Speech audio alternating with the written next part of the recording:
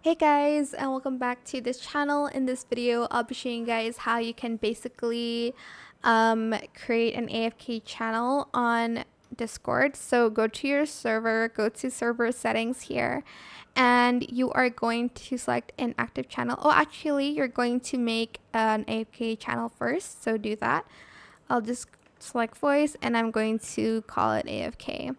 Then go back to server settings, go to inactive channel, select that channel and select the inactive timeout. I usually go for 15 minutes. So when they're not on the PC, they'll automatically get disconnected from the server. And when you go in, you'll be like muted as well. Oh my gosh, that sounds so cool. And that is it for this video. I hope it was helpful for you guys. Don't forget to like, comment, share, and also subscribe to this channel if you haven't done that already. If you have any more questions about this video, just leave it in the comment section down below and I'll try my best to answer them all for you guys. If you found this video helpful, please click the thanks button as well. That is it. Thank you so much for watching. Bye.